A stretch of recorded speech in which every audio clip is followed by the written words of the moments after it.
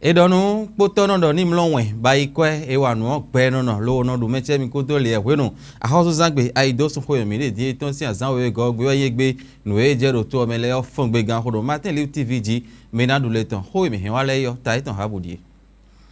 miatun do menjele ehomio to gansi je ha romia de wada yi eble ple kodo hoito yade ade wewe e so bo yiran wede ha meto hoito dodo le ton yo ple no konton liye bo ejijan yi ehome lo blo ple mon konton po hoito yade ade wede ha meto enele po le ple ngben kodo ho emera ho influence ton itemetemele yo minadu le ton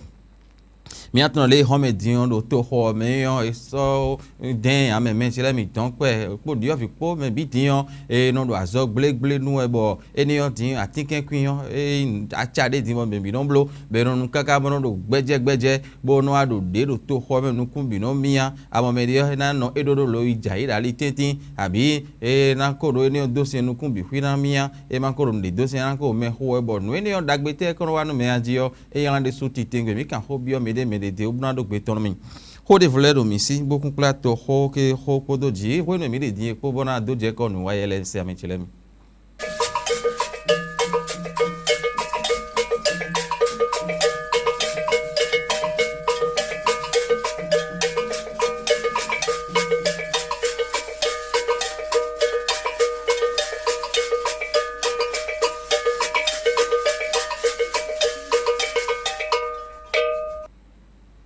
me kudo le hono kudo kando hi ho isia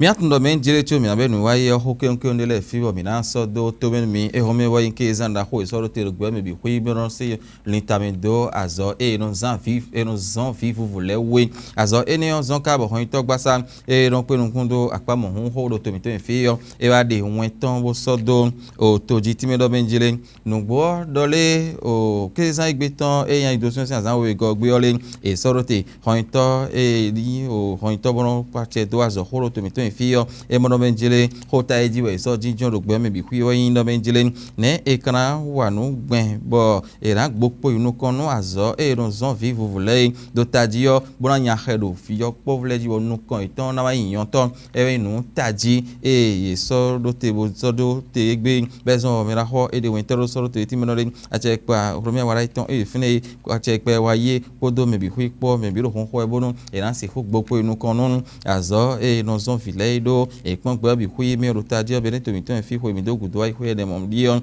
to de timbo in do ba no ba soro te oblo be yero mink s 2022 ba ene do gbe fi o kan ko dio yedi bla ikomo bodo sin hui aton kaka i hui afoto no kun we no zo azo ganu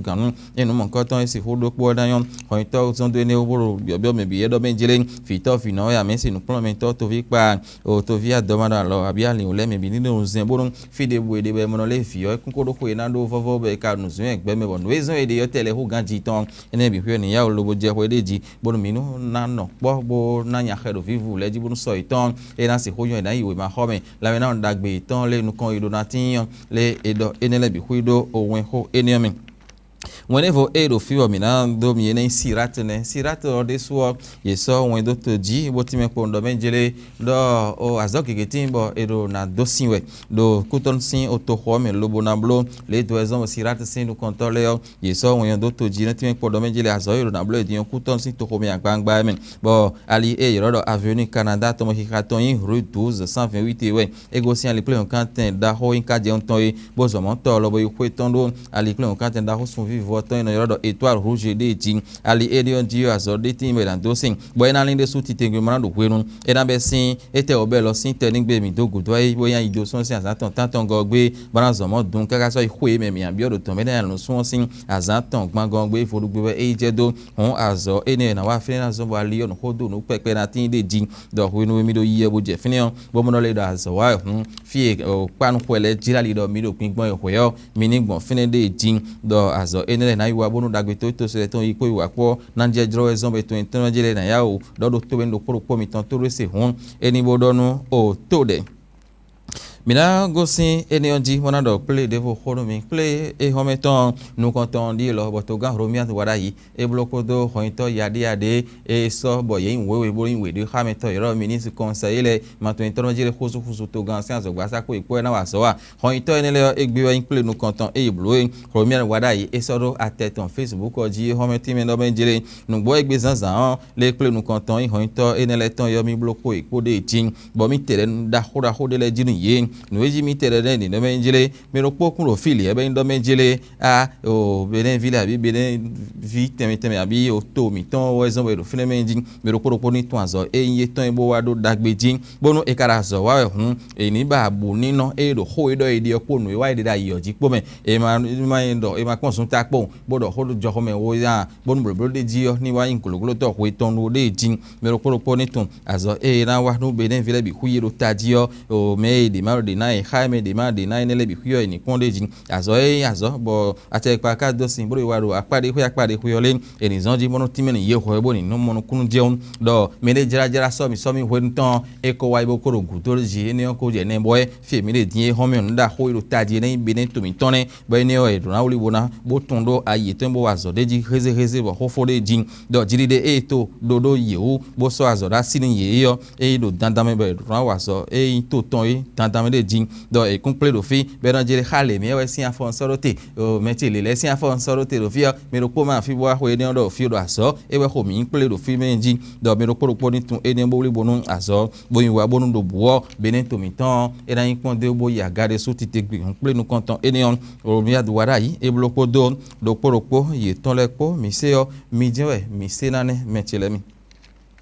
o tito men gegeti bo ache kwa romia wara iton erobi blo le doezon bo ni do wa ni wa ro poro Martin Libre TV si fi bo e no yoro do Martin Libre politique no wa ni onjo romia hun wi e George Anagonu sin o joro do hode ache kwa wara iton e ka zan gete di mokoro no wa bo kro gbeta de so yo me na ho ne ho ka mo gba ji yo mi je wele ye le ponji bo ho me na ho do ko won yin ran se sin ko to na mi fi e ti me po do men jire dun gbo le romia wada yi e do gbe bo wa gbe me jin do le e pon le da yo ero so mi blo e to tajero me de jelawe yo le me de ru kana du yo ndu gana blo le bo ho no do po e ka ru gan le nu ton no ado to bo e no huzu du bi mo no haro yo ton deji me ro po ito kun so no ablo deji yo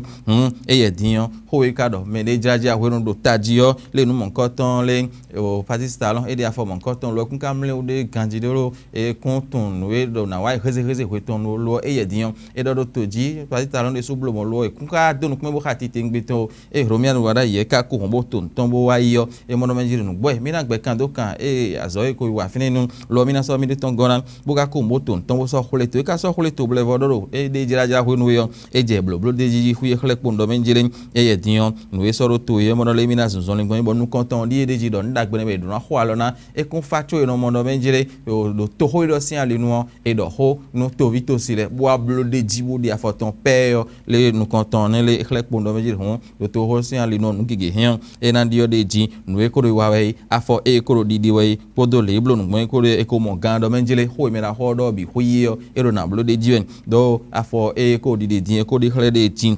ni no meto ito sitonanyo o mina blole a kwesi ali no na chile e ro di do da ye me de kuntun wo me kiyo no hokun ro fini ho me dion afo e me da ho e wa de yo e khle fan do menjere dun gbo o e do gbe bo wa gbe de ji do ho no do de jira we podo ndo gan na blole Europe o society po ko do ne le bi hu de me bo ka du gan no gbodin bo ka di azo mo nkan ton wa ji khle po do menjele e o me da ho no e ron do yo e do na blole de ji heze ne me da ho George Anagonu e wa bo kike ho do no waji yo e ken do ho ne le wo yo mi ton do benjile mi na se si ho ton na mi ke bo mi lo mo mi na du le ton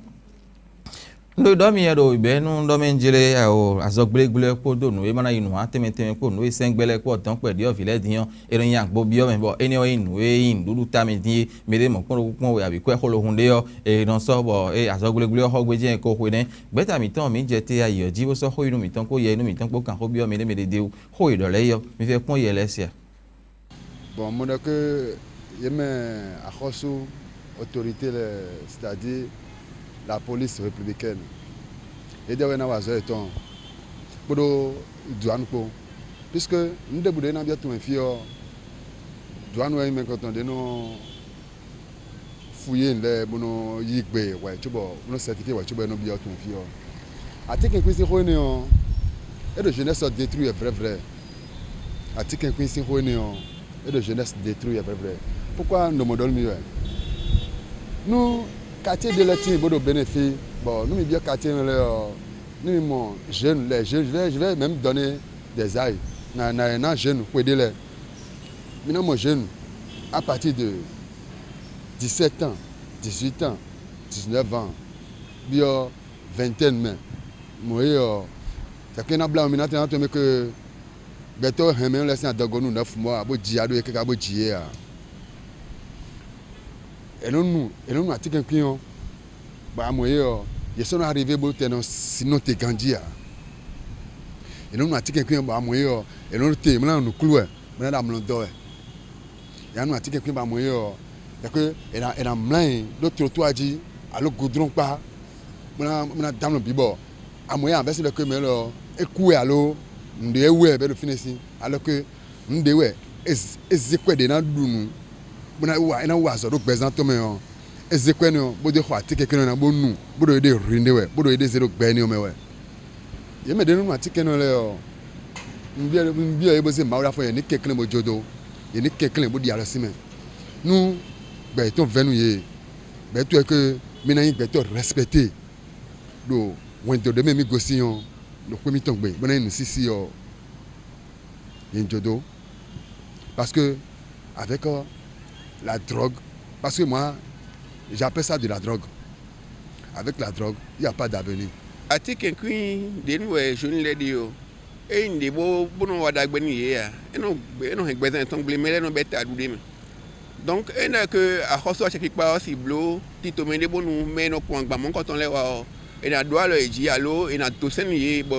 agba mon quand on son wa bene et na inunda gbe parce que et le jeunesse en anglais jeunesse en gigi et no ta du alors que demain on sort déjà jeunesse ni le na do to et même bien ka ta du wo bla tikin me bio ni donc et inunda gbe ya ele miato no menjele o ke zanreti be no sorote no ai hundan temen kodo ai hunda ten no mo do to ho mi ton le men termen bo yokpo vous vivu le hen no ifine lo bono ide temen le o ai hunda ne o ke zan ai do so si azan oro po gogwe yo e be no sorote na bo ke zan ne hundion ne kana blogbon bo ai hunda sinu na dalo fi bo na yun nu bo no kon yi we so be so azan mo nko ton sorote bo azan horo de fine din yo ne na blogbon bo na nya haro vivu leji bon we na no blo ai hu na no dai ina le vo nu be le be klon bona do nu na ya zon po le do ezon bo e blo mo kotin do ai hu e no blo mo ji lon ye ne le bi huyo e na la mesin hu sin dagbe bo ke za ene on ye me to nu mo koton gbe ta da horo gbe ton le mo do benjile nu gbo e do esi hu don so no ten da horo ho de le do te be na no ya hu da ten no vile o e na da lo ide su titingwe na zon bo azon po do nu le po na no zon ye be na to mi ton e fio file tin bo magique lang dai file bo tin bo village des enfants bon fi gigeti bon file ye ro huto po file le ko e no ida ho ne le bidion e rozo o jebo budo si o mero to me fi bon file vous le ka de cho file o e no temo ka vito fi no play boy no ida file le on ke zan ye sin ye camion e ro bio me bi e do menjele e ndo fi mi ton le no ko ina se utin ru ta jo ta globe na pe no ye de su ti tengbe la lida ile no we ma klon se an le dion ai hunde le tin e na no play be na no dai ai hunda ne le tin be hen e na no so no ye bo e na no dai huna ina zon we na dalo ye de su titengbe mi atno menjele vile ho ai na jai ho do mi de ne bo ina do jogun pe to kan jogun ele foro ibo ade su me ho do mi ka de dion ti ho nu mi de bo jio e do ko mo kan ye de su titengbe fi gegero gbigble e ha mi ton le mi alida ho le jio bi hui do fifa e boro o siyon ple do fidele hon azama ko ton e mo mi ka de din le ne mi kan blogbon mi keke kunta e moto kunta afotete mi kan de ne mi kan wa gun adio mi kan ko bi o jilbe o wisen e klon dakwa mo ko ton ko boron te dalo medo ali enion bo le si huwa no gbenu e nkeke kunto ai moto kunto do tiwonu me da hodo de enchobonu agosin hwewe kporo moto alo keke po moto anapondo nuei esi glass bale no sunsun fitro sinu kumene o eru asowawa so gbenle eru asowa nu moto to e ganjia mne o karo ganji bonu ehena hen ali o ganjia do jihwenu penema ganjia moto no didi won apondo nile bi so pe moto mi ton me lo chobo jali lo keke no ayan mo jan le kun mo koton le chobo jali oni bonu jiwo alafni lo so sin kwegbe lo chogo je alioji ohun ene nu ablo chogo sin kwegbe jiwe nle yo nu one bo kana pon aliena gbande yo jiwe nu mo gbele flafwa ene le bi apon lo chogo sin kwegbe ene jiwe nu moto ya kekewe bi yo teni no eton no ve odo sin alioji alio didi bene so no he alio le no he gbenda yi abonu sino politique ton be no haji hu we no fene wuri mi ton na gbonfo esana yin janwa ene gudu onu chi o ka bri trolo alio no didi hu kan nu chi oja do chi o bri trolo ko do alio jim sin kon le je no bro baba bo eno le didi hu kan bo fene wuri mi ton mi na pon bro wuri ro we nenu ta la me ro keke je yo ena bro tete do nundo ila moto kon do alio ji alo gasoil kon da alio ji eno sin keke no de blame eno le didi moto lo jiwe no wundo si de moto omno uri ali o ganjia eno si eno bo no adokona me alo adan fo na gbon he na gosin ali oji ene ndi o ezo bo jiwe no mi na alijo mi na tasugben mi ton le jiwuri o mi na no tasugben no ta moto po keke ku be na mo te mo moto o keke ku sedu ali oji bat no petori onu mi mo kono ve o ezo bo mi sodo na kan sun keke jiwe no do anu mo ganje ahun adona kan we sun keke ya bo miledo bonu ji oka do jijawe o sino no ano te dali ji bo na tun do sin so po fini ya alo hwan ne din eno 0 simel do fili level ahen keke no he na haji bo jai me abro dede ba fozon to lo ji we no eyan ton sin ko gbe o awe na do yo eno na nu bo nu kun kon na de odo moto no le keke no le so nu kun mo kanje ya o afozon to lo na so nton bo na tun do wene no mi ali nanda sawe mi na kon kanji bonu moto no ero mi mo kanji ro chiwe no ahun wene no ena le do acheji hu gan nu chimano chijawe ohun no ene lewe mi na no blodo chiwe no na yin gun asedo todo mi to do chiwe no ero na no so nton tan lo chobo gosin kwegbe bo de wo yin wala da gbe de lantin lo meme to vile si bonu mi jangbon sime keke no ayin bo jangbon sime o ma khosin kon afozon to alo moto na yin ma khosin kon keke no ala afozon to bonu iye mi ton ene wi ya fo ye ena te ndo poropo mi ton no eje mi sile do te no mi eje mi ko de do fun gbe mi na birino mi to tu sen bo sa jama rike do lo ro mi arun wi po gbe bi po mi do gbe mi do e te ni gbe